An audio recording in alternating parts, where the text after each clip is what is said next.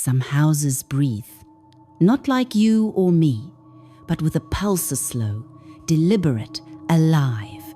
Last spring, in a quiet town where dogwoods bloomed blood red, Anna found one. It was just a rental listing, a charming Victorian with ivy curling up its walls like veins.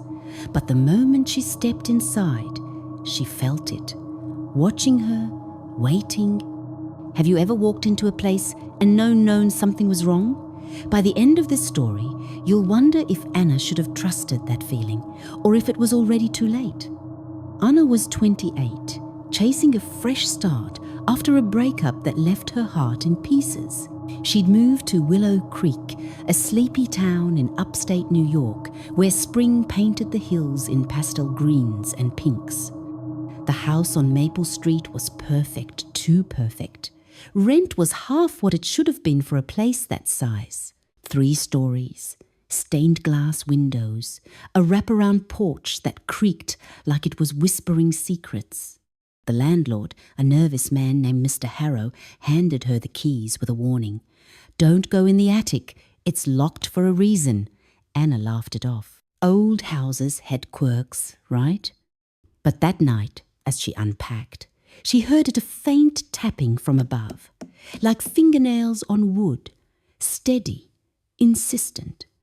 She told herself it was pipes, maybe squirrels. But the tapping didn't stop. It followed her through the house, louder when she was alone, softer when she tried to ignore it. By the 3rd night, curiosity got the better of her. She stood at the attic door, a rusted key she'd found in a kitchen drawer clutched in her hand. Her phone flashlight flickered as she turned the lock. The air inside was thick, sweet like rotting flowers. The attic was empty, except for a single object, a child's music box, its ballerina frozen mid-twirl. Anna's breath caught. She hadn't told anyone, but she'd had one just like it as a kid. Hers broke when she was 7, the same year her little sister, Lily, vanished. Imagine you're Anna, standing in that attic, holding a piece of your past that shouldn't exist. Your sister's been gone for 20 years, no trace, no answers. And now this music box, identical to the one you shared, is here, in a house you randomly rented. Would you open it, or would you run? Anna's hand trembled. She lifted the lid. The melody spilled out, tinny and slow, the same lullaby her mother used to hum. But something was wrong. The notes warped, stretching into a voice as soft, like a child's, whispering her name. "Anna, help me." She slammed it shut, heart pounding. The house was silent now, too silent, as if it was holding its breath. Downstairs, her phone buzzed. A text from an unknown number. "Why did you leave me?" Attached was a photo blurry shot of Anna as a child, holding Lily's hand in a park, the same park where Lily disappeared. Anna dropped the phone, backing away, but the wall seemed closer now, the shadows sharper. She didn't sleep that night. She couldn't. Every creak, every rustle felt like the house was circling her. Days bled into weeks, and Anna became obsessed. She dug into the house's history, scouring library archives and old newspapers. Willow Creek had a dark streak. Children went missing every few decades, always in spring, always near Maple Street. In 1903, a girl named Clara vanished from the house. In 1965, a boy named Thomas. No bodies, no clues, just gone. Anna found a photo of Clara, and her stomach twisted. The girl's eyes, her smile, they looked like lilies. Too much like lilies. She started seeing things, shadows flitting past windows. A small handprint on the bathroom mirror, gone when she looked again. At night, the music box played on its own, even after she'd locked it in a drawer. The whispers grew clearer. "Find me, Anna. I'm still here." She wanted to leave, but something held her guilt maybe. She'd been 9 when Lily disappeared. They'd been playing hide and seek in the park. Anna was supposed to find her. She never did. One night, desperate for answers, Anna broke into Mr. Harrow's office. His files on the house were a mess, but one document stood out, a deed from 1890, signed by a woman named Margaret Wren. The name sparked a memory. Anna's mother once told her about a family story, a distant ancestor named Margaret who'd lost her daughter and went mad, swearing the girl was trapped inside the house. Anna's blood ran cold. She raced back to Maple Street, the music box's melody looping in her mind. The attic door was open when she got home.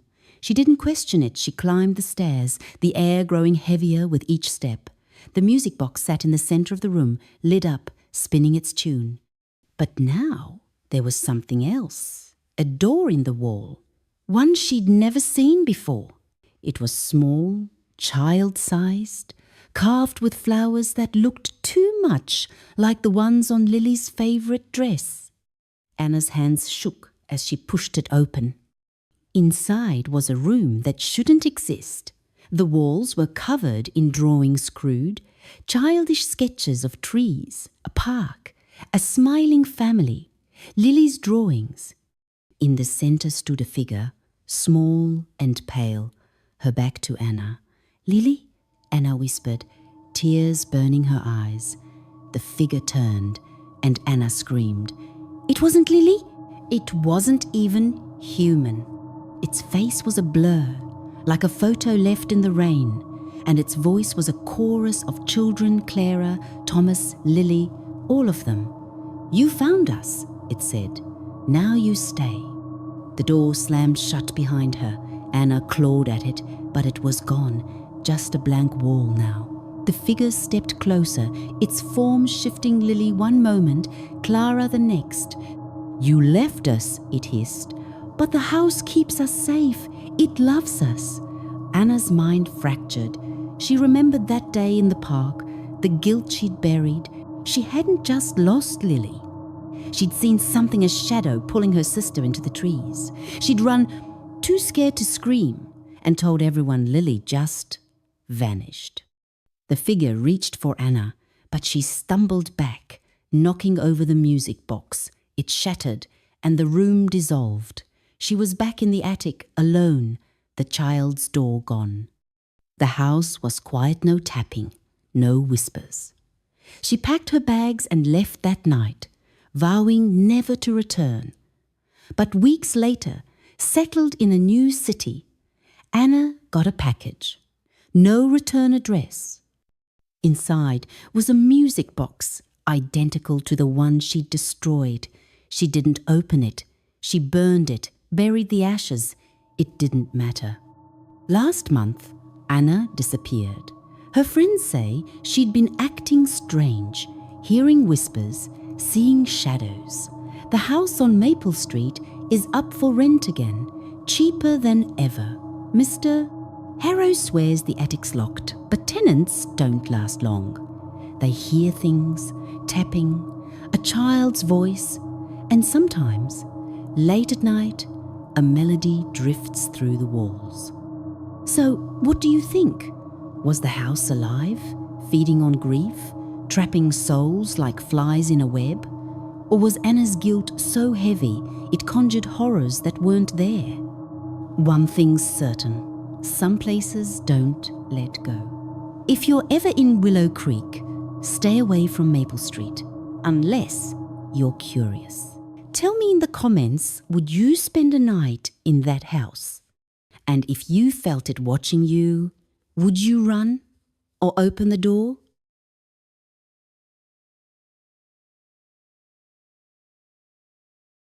You ever smell flowers and feel your stomach twist like something's wrong? In 10 seconds, you'll know why I left my town and never looked back. Last spring, our wildflowers vanished, and they weren't the only thing we lost. This is a story I don't tell lightly, so settle in. I'm Ethan, and I'm from Bellwood, a nowhere town in eastern Tennessee where spring is the only thing worth talking about. Every April, These wildflowers called moon spires bloom across the valleys. They're not your typical garden variety. They're pale silver, almost translucent, glowing faintly under starlight. Tourists love them, snapping photos for their feeds. Locals like me, we grew up with them, weaving them into stories, braiding them into wreaths. They're part of Bellwood's soul. Or they were, until last year, when the moon spires started vanishing. What happened next still haunts my dreams, and trust me, you'll want to hear this one through. I was 26, living in a duplex near the edge of town, working nights at a gas station. Bellwood's small livery one knows your name, your dog, your bad habits. Spring was in full swing, moon spires carpeting the hills like a sea of light. I'd drive home at dawn, windows down, their sweet scent mixing with coffee and pine. But one morning, I noticed something off. A field I passed every day and bursting with flowers was half empty, not trampled or picked, just gone. Bare dirt, a few wilted petals curling like burned paper, and this smell sharp, like copper and damp earth. It wasn't right. I shrugged it off, maybe kids messing around, but deep down I felt watched. The next day, it was worse. Whole stretches of moon spires were missing, replaced by that same barren ground and scattered petals. That coppery smell lingered, strong enough to make my eyes water. I mentioned it at the gas station, and my co-worker, Jen, gave me a weird look. She said she'd seen it 2 fields emptying overnight, like something sucked the flowers dry. She joked about aliens, but her laugh was forced. That night, closing up alone, I heard something outside. A scrape, soft, like leaves, dragging on pavement. The lot was empty, but the air felt thick, pressing against me.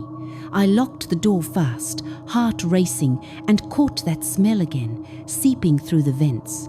It stayed with me all the way home. Things got personal a few days later. My cousin Tommy, 17 and always glued to his skateboard, started acting strange. He'd been my shadow growing up, same games, same secrets. But now he was distant, spending hours in the fields, coming back with dirt-stained jeans and this blank stare.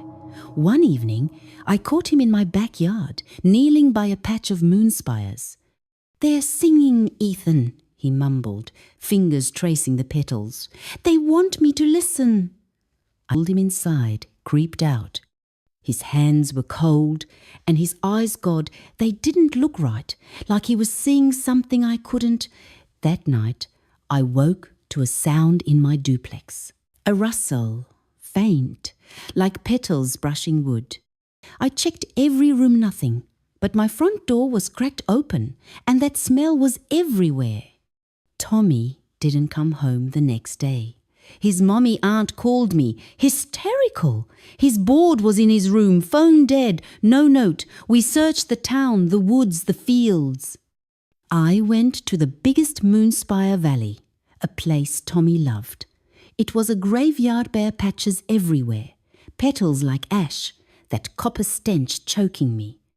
The ground felt soft, like it might give under my boots. I called his name, but all I heard was this hum, low and steady, coming from nowhere and everywhere. It wasn't just Tommy. Bellwood was unravelling. People reported flowers vanishing faster now yards, parks, even pots on porches. The smell followed folks home, and so did noises, rustling, tapping, whispers at night. I stopped sleeping. Every creak in my place sounded like something moving closer. The town had stories about the moon spires, ones I'd heard since I was a kid. At the diner, old folks leaned in close, talking about a curse. Back in the 1800s, settlers built Bellwood over native land, ignoring warnings about the fields. The moon spires, they said, weren't plants, they were guardians, growing where something dark was sealed away. Disturb them, and you'd wake it.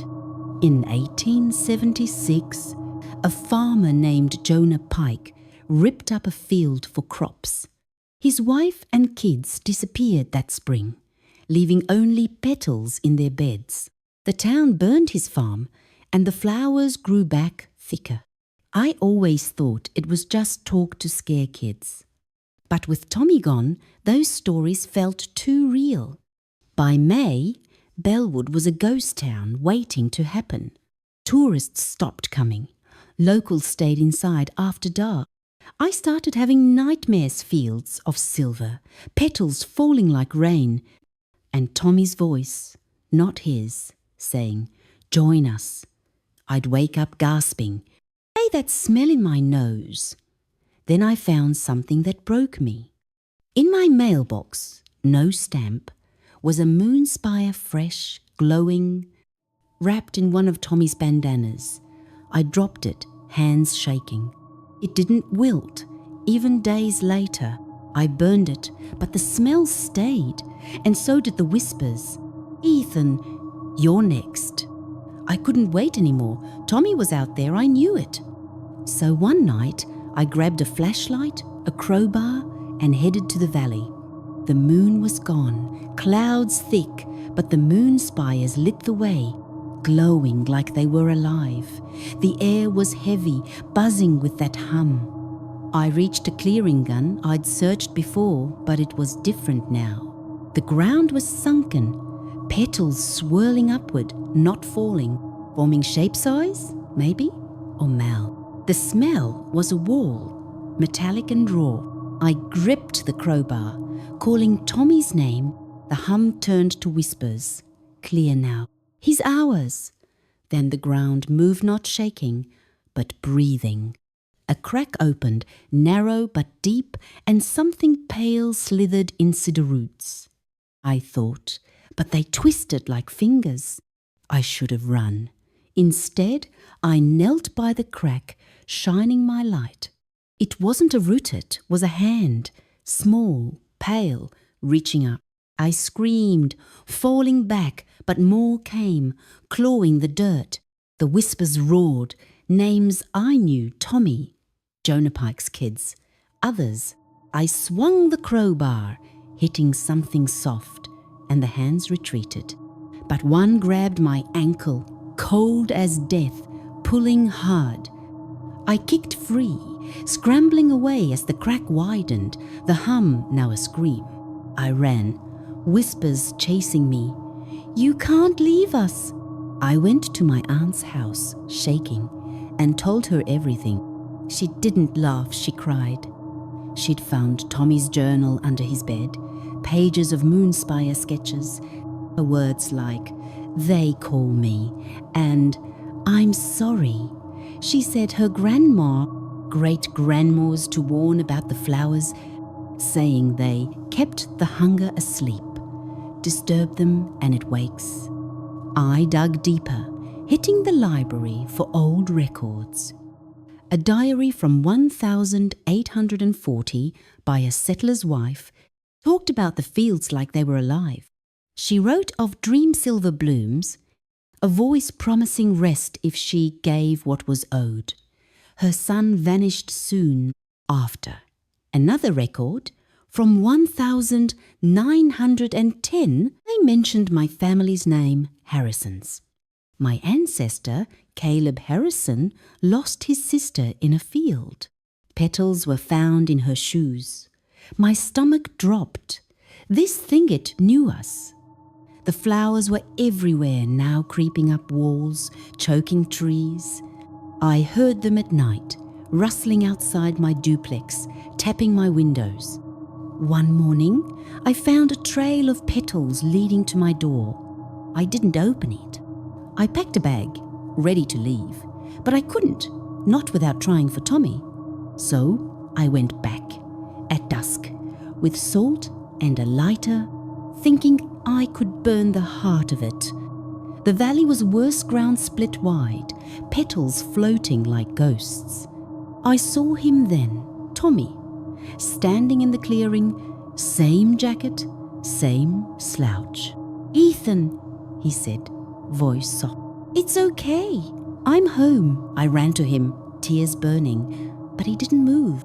His skin was too pale, his smile wrong. It wasn't Tommy. I got close, and his face shifted, not my cousin, but something else. Eyes silver, like the flowers, mouth stretching too wide. The real Tommy was dead. I found his bracelet later, half buried, caked in dirt like it'd been there weeks. That thing in the field wasn't him, it was bait, and I nearly walked into it. I threw the salt, lit the lighter, and torched the clearing. The flames roared, but the screams were worse not human, layered, like 1,000 throats. The fire died fast, like the field swallowed it. I left Bellwood that night, didn't look back. The moon spires are blooming again, I hear, brighter than ever. My aunt texts me sometimes, says the town's fine, but I get voicemails from Tommy's number, just static and whispers. I don't listen anymore.